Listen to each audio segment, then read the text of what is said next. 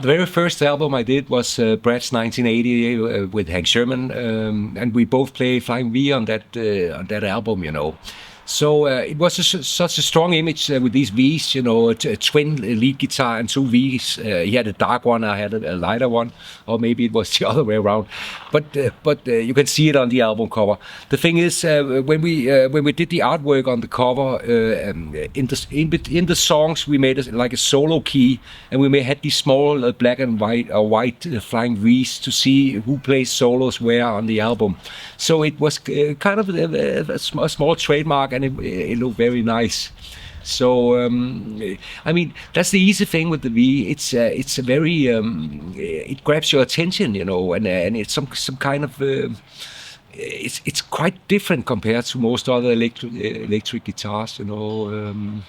And also the history, all these great guitarists who played V during the years, you know.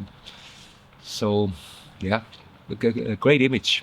But I remember back when we started out in Maids, the first time I actually heard about Michael Denner was when they did an album with the band Brats, and that was the first time I ever heard about him. Then, of course, later on, I ran into him accidentally because there weren't at that time that many heavy metal bands in Denmark. And well, what can I say? He's always been, I think, one of the best guitar players in Denmark. He's my Michael Schenker. Of course, he's got a big influence on the metal scene today as well, because I mean he's an individual from the '80s that we all like very much, and I admire his playing. He's a great guitar player, and I really enjoy it.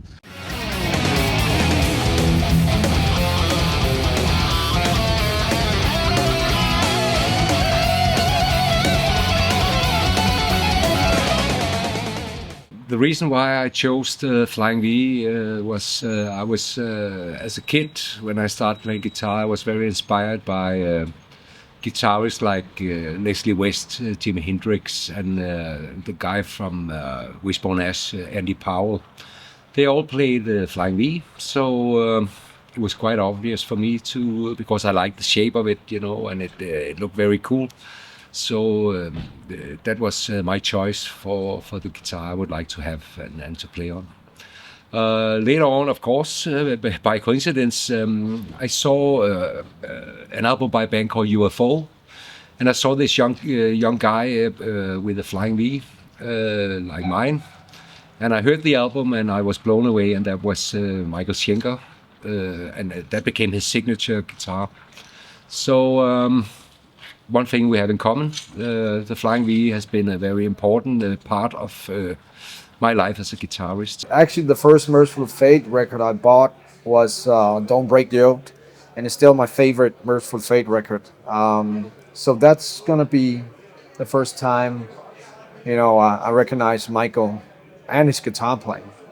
First of all, he's such a nice sweetheart. You know, it's very rare, if you ask me, that you meet people, you know, who are so down to earth and just really nice to be in the same room with. You know, it's such a nice guy, and then he got his signature sound, you know, on his guitar. You know, he doesn't even have to. You know, when we worked with Michael Denner for 7 Shot, you know, he just came with his guitar.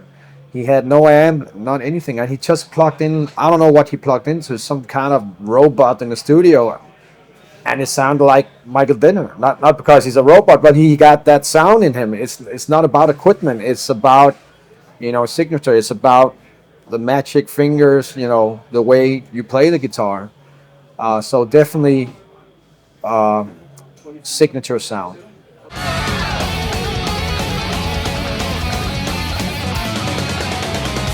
The Flying V has been a trademark for me, and a lot of people expect me to play the V, even though I have a lot of Gibson guitars. You know, I like to play. I have some Les Paul, SG and Firebird, and so on. But a lot of people expect me to see me playing the V. You know, also because of some of the more known records I did with Mercyful Fate, Melissa, Don't Break the Oath, and so on. And you can see on these albums, I very clearly I'm a V guitarist. You know. But for me, it depends on what kind of music I play. The Les Paul is a great guitar for the more bluesy, old school type of hard rock and heavy. But in a metal situation, I prefer to play the V. Also because there's not, it's easy to hit the very high notes on the bars over 20, without any things to distract you. So it's quite and also quite a light guitar for your back, and very fast action, and very easy for me to play the way I do with a lot of bending, blues bending.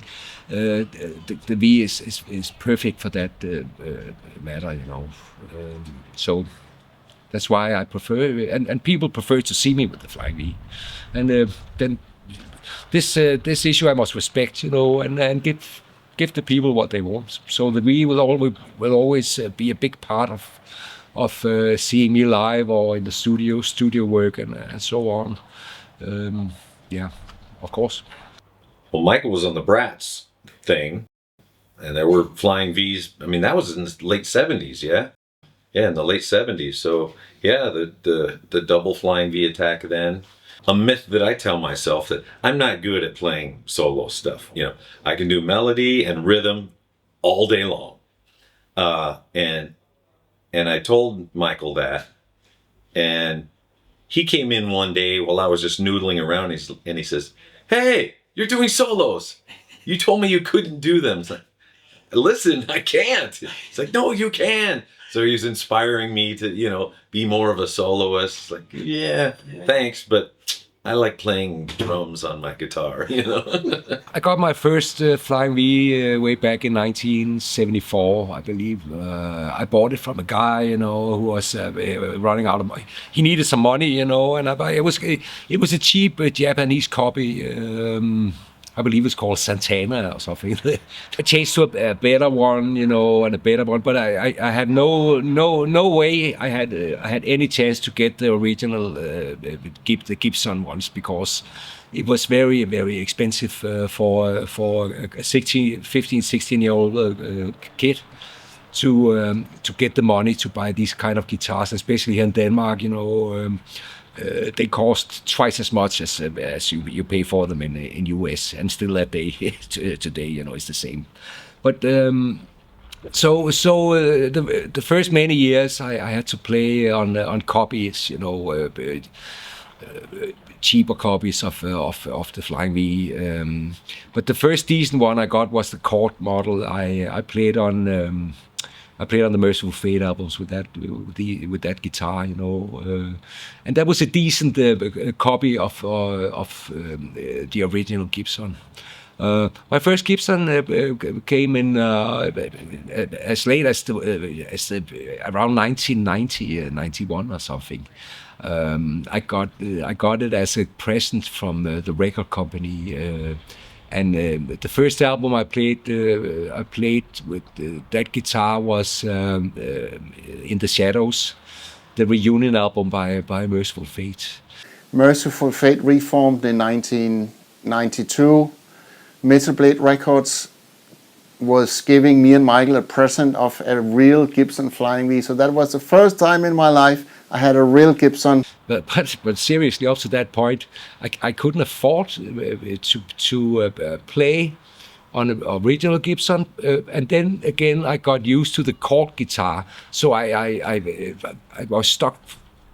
I was stuck to that one. I prefer to continue playing on the guitar I was used to play, and that's quite. That's the thing with me and my gear, when I'm used to play with something, I stick to it, and the same with my amplifiers and my effects and so on, So, but when I got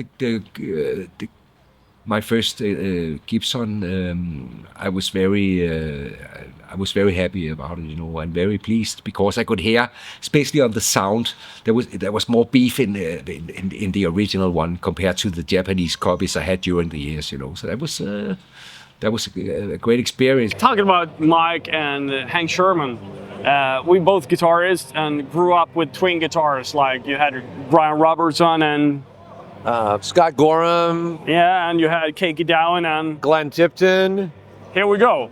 Hank. Mike, the coolest played the V, according to me, and that's why I play a flying V today. And I must say, it all comes back to when I watched a TV show called Heavy Metal on Danish TV, which actually I was like 12 years old and it scared me shitless. I saw King Diamond, or Kim, I think his name was back then, showing off a skull and the Bible of Satan or whatever, and in came Mike with a white flying V, and I knew I have to play one of those because my parents won't let me. They influenced a lot of musicians doing what they did, because if you look back at power metal bands like Halloween, you can go back to Swedish roots like Candlemass and everything, and the whole twin guitar, flying V, nosy guitar sound with his Kim's or the King's voice on top of that really took Scandinavian music to another level. And nowadays I have maybe 14, 15 Gibsons, with great sound. So I will never go back to my Japanese copies, and play on them. But that was the way to get in touch with the Flying V. Way back at the beginning when the money was small, Fortunately, I sold these Japanese copies. I gave them away, But an old friend of mine, he got the copy, the first copy I had, the one I played on Brass 1980.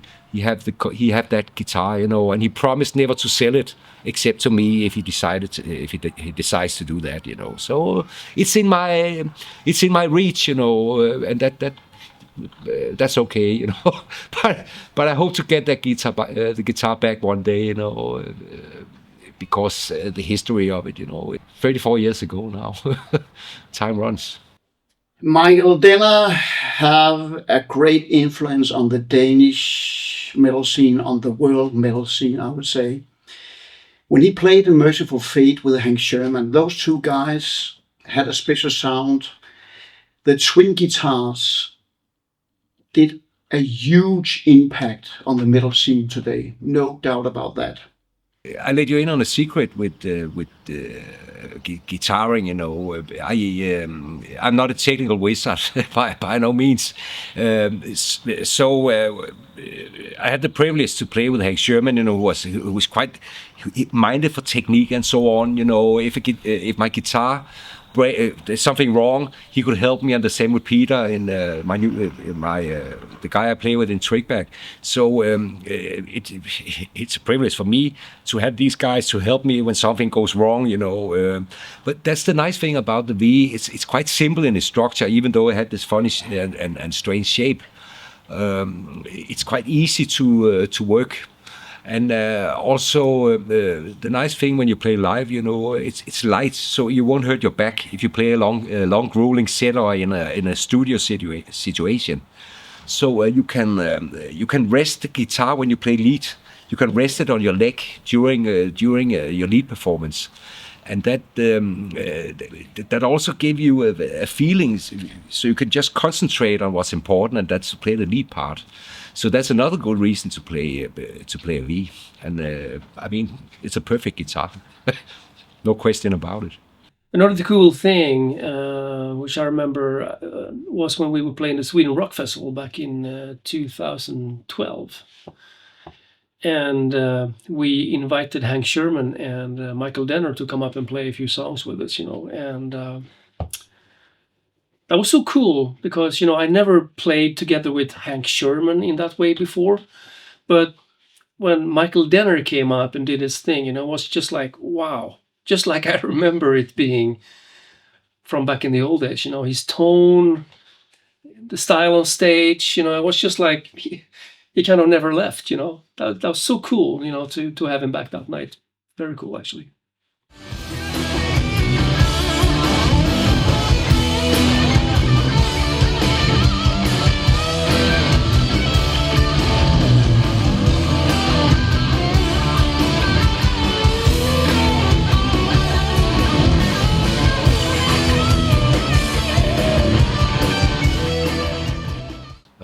the first production of Flying V's was way back in 1958, and the funny thing is that was the year I was born. So there's also some kind of connection there. Some of the early guitarists who fell in love with the V was the blues guitarist Albert King, and also Jimi Hendrix had a copy, and some of the early players, great players, Peter Green, for instance, Fleetwood Mac, and very important for me personally, Johnny Winter. He played on the V in 1971 on the live album, and that's one of my all-time favorite albums, you know. So he also played V at that point, you know. As you can see, the great Albert King, and this is one of the very first Flying V's from 1958. Of course, these guitars are very impossible to get hold of, and if you should be lucky, you will pay a lot of money for this one. But I would sure love to have one of these original 58 copies, and also because it's from the year I was born, you know. So that could be nice. If you have if you have this copy, one of these copies, please give me a call. I will give you a decent price for it. The first thing that comes in mind when I think about Michael, playing wise, is the way his leads are extremely fluent. I know Michael is a big fan of Michael Schenker, and that's pretty obvious actually that he is. Because he's got a lot of the same thing, you know. It ain't just. I mean, Michael never plays a solo just for the, just for the cause of wanking. He plays it because that's the way it needs to be, and he's got this great fluency where. And he's got a special tone as well, I'm sure bigger guitar experts than me would say. That he's very distinctive. You can always hear when it's him. During the years, I've seen a lot of great guitarists I have a deep respect for, using the Flying V like I do. You know, the guys from Accept, Wolf Hoffman, Herman Frank, and so on. These guys also play the Flying V. James Hetfield, Kirk Hammett, of course KK Downing, from one of my all-time favorite bands, Judas Priest. These guys also run and play the V. The guy from Diamond Head also had a V play. So it's a pleasure to see musicians you respect and who play music you like, who also play the V. You know, it's like they're part of some kind of family, strangely enough. But I mean, I take more notice to these guys, what they do, because they play V like I do. It sounds strange, but that's the way I feel.